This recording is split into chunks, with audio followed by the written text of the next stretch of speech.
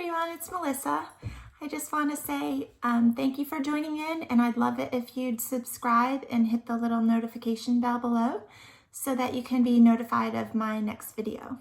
So today I wanted to talk about my go-to hair products, and we're going to start simple. I mean, for me, hair products are kind of seasonal, and living in New York, we could have anything from the Arctic to the tropics. So I think your hair products have to reflect that. So I'm gonna go with my spring, summer hair care for now. And then I'll try to do another one as the seasons change. So let's start first with shampoo. I have an all-time favorite shampoo. It is on the expensive side and I don't purchase it all the time. It's kind of like a special thing for me. But I absolutely love the Kerastase. This is a smaller size. You can get the larger size. Obviously, it's more. But this is specifically for brittle, damaged hair, and split ends. And it's also a strengthening shampoo. This is amazing. And I would recommend this to anyone that colors their hair or has any split ends or damage. This works amazing. And they also have, of course, the conditioner that goes with. And this is also made for those specific hair concerns. But if you wanted to stick with something a little less or more economical, I guess, I most regularly use the Dove Intensive Repair.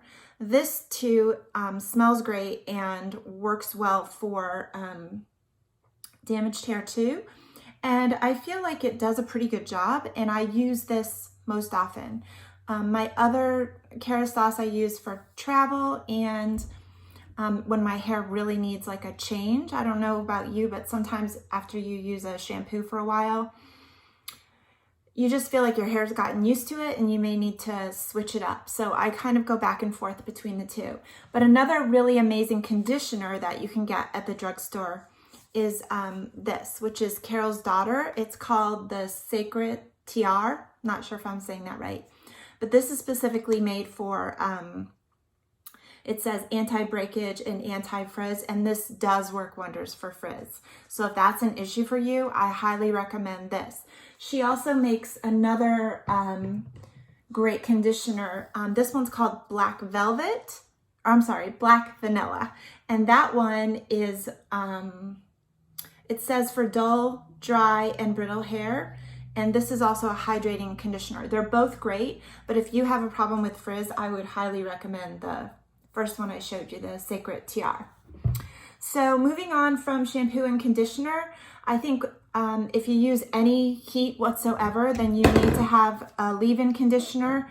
And this is my all-time favorite. It's made by Biolage, and it's called the All-in-One Coconut Infusion Multi-Benefit Spray. This spray is amazing. It's a leave-in conditioner. It's a heat protector. It detangles, it fights frizz, it enhances shine. I mean, it pretty much does everything. And it honestly smells like a beach vacation, if you know what I mean. So right now that sounds pretty good. After protection or heat protection, I would recommend some kind of volumizing spray. At least for me, I don't like it to be like stick straight, and I often curl it or instead of just wearing it flat. And so I use this Aveda Volumizing Tonic. It looks like this, and this has lasted me for months and months. So you really only need a couple sprays. And what I typically do is like lift up my hair and spray at the roots, anywhere where I want to have a little extra lift. And you will notice a difference. I mean, it's not sticky, it doesn't leave a film in your hair, but it definitely provides a little extra volume. Obviously, I don't like to wash my hair every day because it's too dry. So I think people that don't typically wash their hair every day use a dry shampoo. And my all-time favorite is this one. It's called Not My Mother's. It says Beach Babe Texturizing Dry Shampoo. And this is perfect because it doesn't leave that really strong looking white cast. It does leave a little bit of a powdery finish, but it's not intense. Like a lot of dry shampoos leave that white tint or powder look on your hair, and I don't like that at all. But this does the trick. It gets rid of any dirt or oil. It smells great. It's also tropically-ish. That's not a word, but we'll just move on. So that's what I recommend for dry shampoo. I try to wash my hair probably every other day or every third day during this quarantine. I can go longer, but dry shampoo is like the only way I can get extra days in my routine of not washing. When it comes to going back a couple steps when we were talking about protection or heat protection or anti-frizz, there is one product that I use only on days when it's super humid. Like if it's summertime, it's 80 degrees and it just rained or it's supposed to rain and you feel that humidity in your air. And if you have naturally wavy hair like I do, it can tend to get frizzy. So on those days and only those days, I use this product called Color Wow. It's called the Dream Coat. And if you're looking for a major league anti-frizz, this is your girl. Works amazing. It is expensive. That's why I don't use it all the time. And I don't think I would use it all the time because it's one of those products where if it wasn't humid, it might make your hair look a little flat. So if I'm wearing my hair straight, it works great. But if I were to try and curl it and use this, that might not hold the curl as well as the product that I talked about earlier, the Biolage. This is amazing, holds curl and does all of those other amazing benefits as well. Let's see, after that, I'm gonna move on to hairspray. I am not a huge fan of hairspray. I don't like that. I don't like it to feel stiff. I like it to have volume, which is why I use the volumizing spray, but I do like a little bit of hold, not a ton, because I don't like it to feel stiff. So I do use this, and I really do think that it does a great job of giving you body and hold without any stiffness whatsoever. And it's called the Living Proof Bodybuilder. It actually has 2 levels. You can have more body or less body. And so what you do is you just turn the little nozzle. It tells you more body to the left or to the right, less body. And so you can move it and use it that way.